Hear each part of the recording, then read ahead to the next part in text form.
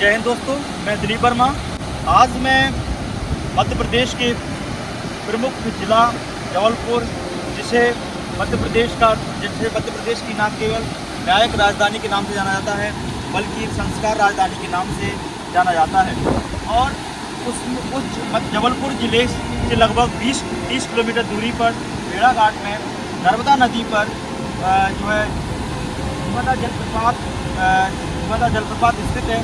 और नर्मदा जलप्रपात का जो है नर्मदा जलप्रपात का निर्माण नर्मदा नदी के द्वारा भेड़ाघाट में ये चट्टानी संरचना आप देख रहे हैं, जो सफ़ेद संगमरमर से बनी चट्टानी संरचना में जो है नर्मदा जलप्रपात का निर्माण करती है। और नर्मदा जलप्रपात के बारे में देखा जाए तो ये जब नर्मदा नदी इन जो है सफ़ेद संगमरमर ग्रे ब्लू जो सफ़ेद संगमरमर की चट्टानों से ये जब नर्मदा नदी बहती है, गहरी सकरी घाटी में नर्मदा नदी बहती है, तो इसी भेड़ाघाट में जो नर्मदा जलप्रपात का निर्माण करती है। बताया जाता है क्योंकि लोगों का मानना है कि भेड़ाघाट में ही नर्मदा नदी जब ऊंचाई 10-12 मीटर ऊंचाई से जब पानी गिरता है तो धुआं सा प्रतीत होता है, धुआं छाया जैसा प्रतीत होता है, इसलिए इस जलप्रपात का नाम नर्मदा जलप्रपात पड़ा।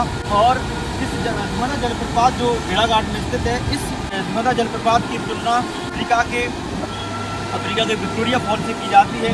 विक्टोरिया फॉल जो जाम्बेजी नदी पर स्थित है, और जहाँ पर जाम्बेजी नदी पर स्थित है, जिम्बाब्वे और जाम्बेजी की बॉर्डर पर जो जाम्बेजी नदी है, उस नदी पर जो विक्टोरिया जो फॉल है उससे इस नर्मदा जलप्रपात की तुलना की जाती है।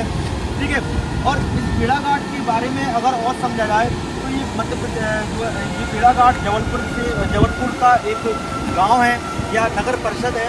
भेड़ाघाट के बारे में देखा जाए तो भेड़ाघाट काफ़ी प्राचीनतम और पुरापाषाण काल का एक स्थल माना जाता है। यह बताया जाता है कि मानव के निवास स्थल के अवशेष देखने को मिलते हैं पुरापाषाण काल में, लेकिन हजारों साल पुराने मानव निवास स्थल मिलते हैं। तो काफ़ी प्राचीनतम स्थल है। और यहाँ पर और भेड़ाघाट न केवल नर्मदा जलप्रपात के लिए फेमस है बल्कि अपनी प्राचीनता और संस्कृति के लिए भी काफ़ी फेमस है। और भेड़ाघाट में आप देखिए यहाँ पर सफ़ेद संगमरमर की चट्टानें देखने को मिलती हैं। इन सफ़ेद संगमरमर की चट्टानें न केवल सफ़ेद संगमरमर की चट्टानें हैं, न केवल मार्बल की चट्टानें हैं, सफ़ेद मार्बल की चट्टानें हैं, बल्कि यहाँ पे ग्रे और गुलाबी रंग की चट्टानें भी देखने को मिलती हैं। और इसलिए इन सफ़ेद संगमरमर की चट्टानों से मार्बल, सीमेंट और मूर्तियों का निर्माण आप जो देखते हैं, इन्हीं संगमरमर की चट्टानों से उन घरों में बनने वाले टाइल्स का निर्माण इसी चट्टानों से किया जाता है। भेड़ाघाट में नर्मदा नदी पर बना जो जलप्रपात है, नर्मदा जलप्रपात न केवल जो प्राकृतिक सुंदरता, न केवल प्राकृतिक स्थल के लिए काफ़ी फेमस है बल्कि ये पर्यटकों का एक आकर्षण का केंद्र है। और यहाँ पे हजारों लोग, सैकड़ों लोग प्रतिदिन इस नर्मदा जलप्रपात को देखने आते हैं, क्योंकि ये अपनी प्राकृतिक सुंदरता पर्यटक स्थल के लिए फेमस है। ये जीव टूरिज्म और इको टूरिज्म का काम करता है ये नर्मदा जलप्रपात के बाद अगर हम नर्मदा नदी के बारे में बात की जाए, ये पूरे भारत की 5वीं सबसे बड़ी नदियों में से एक है।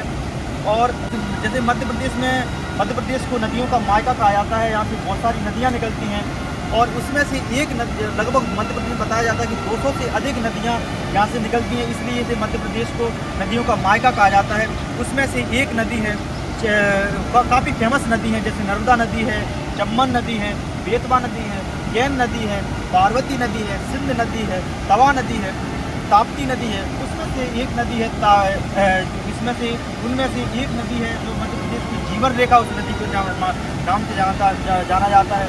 मध्य प्रदेश की सबसे लंबी नदी है, भारत की 5वीं सबसे बड़ी नदी है, उस नदी का नाम है नर्मदा नदी। अगर नर्मदा नदी के उद्गम स्थल की अगर बात की जाए तो ये नर्मदा नदी बेकाल पर्वतमाला की सबसे ऊंची चोटी अमरकंटक से इस नदी का उद्गम होता है। अमरकंटक से ही 3 नदियों का मध्य प्रदेश का अमरकंटक एक हिल स्टेशन है, और न केवल मध्य प्रदेश की सबसे बड़ी मेकारेंज की सबसे ऊंची चोटी है बल्कि मध्य प्रदेश का एक हिल स्टेशन है। यहाँ से 3 नदियों का उद्गम होता है, सोन नदी, जोइला और नर्मदा। जोइला सोन नदी की सहायक नदी है, और ये नर्मदा नदी की खूबसूरती और अपनी अपनी कोई विशिष्टता, अपनी पहचान, अपनी विशेषताओं के लिए काफ़ी फेमस है। नर्मदा नदी के बारे में समझा जाए तो नर्मदा नदी की खास विशेषता ये है कि ये प्रायद्वीपीय भारत की नदी है।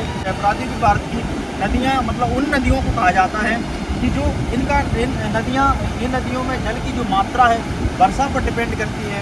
ये इन नदियों का उद्गम किसी ग्लेशियर से नहीं होता है, जैसे गंगा है, यमुना है, ब्रह्मपुत्र है। इन नदियों का उद्गम जो स्थल ग्लेशियर है, इस नदी का उद्गम स्थल ग्लेशियर नहीं है, बल्कि ये नर्मदा नदी की जल की मात्रा वर्षा पर निर्भर करती है। इसलिए इसे प्रायद्वीपीय भारत की नदी बोलते हैं, प्रायद्वीपीय भारत की नदी है।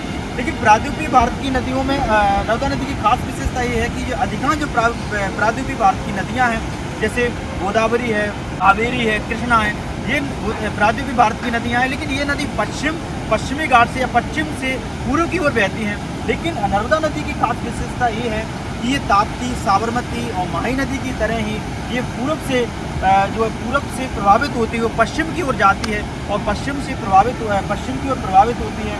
और ये नदी जो है जो गहरी रिफ्ट जो भ्रंश घाटी है, उस घाटी में प्रभावित है। उतनी गहरी भ्रंश घाटी में ये नदी प्रभावित होती है और ये पश्चिम दिशा में गहरी सकरी और रिफ्ट वैली या भ्रंश घाटी में पूर्व से पश्चिम दिशा में प्रभावित होते हुए न केवल मध्य प्रदेश बल्कि गुजरात और महाराष्ट्र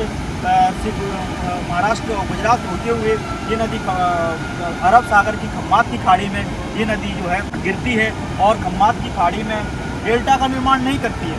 नर्मदा नदी और ताप्ती नदी एक ऐसी नदी हैं और साबरमती एक ऐसी नदी हैं जो पूर्व से पश्चिम की ओर प्रभावित होती हैं। लेकिन ताप्ती और नर्मदा नदी के बारे में बताया जाता है कि ये डेल्टा का निर्माण नहीं करती हैं, या बल्कि ये ज्वार नद एचुरी का निर्माण करती है। एचुरी का निर्माण करती है, ये डेल्टा का निर्माण ये नदी या नर्मदा नदी नहीं करती है।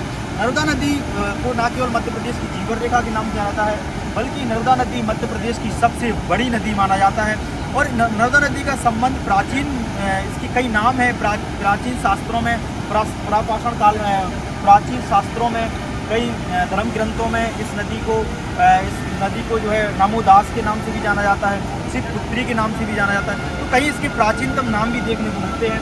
और नर्मदा नदी का संबंध न केवल मध्य प्रदेश के अनूपपुर जिले से है, न केवल जबलपुर जिले से है, बल्कि ये नदी मध्य प्रदेश के अनूपपुर, डिंडोरी और जबलपुर, मंडला से प्रभावित होते हुए नरसिंहपुर, होशंगाबाद, खंडवा, खरगोन, बड़वानी, अलीराज इन जिलों से प्रभावित हुए फिर नदी जो है गुजरात में प्रवेश करती है। तो गुजरात के प्रमुख जैसे नर्मदा, वडोदरा पहुँच से प्रभावित होती हुई ये नदी जो है गुजरात की खम्मात की खाड़ी में और जो है अरब सागर में ये नदी जो है इस नदी गिरती है। लेकिन नर्मदा नदी के बारे में हम अगर समझ रहे हैं तो नर्मदा नदी की लंबाई की अगर बात की जाए तो मध्य प्रदेश में इस नदी की लंबाई 10-17 किलोमीटर है। और अगर पूरे भारत में इस नदी की लंबाई के हिसाब से देखा जाए तो भारत की सबसे लंबी नदी है ये गंगा नदी। लेकिन उसके बाद जो दूसरी सबसे लंबी नदी है गोदावरी, जिसे हम बूढ़ी गंगा के नाम से जाना जाता है। भारत की तीसरी सबसे बड़ी नदी है कृष्णा, कावेरी, और फिर जो 5वीं सबसे बड़ी नदी है नर्मदा नदी। नर्मदा नदी के बारे में हमने विस्तार से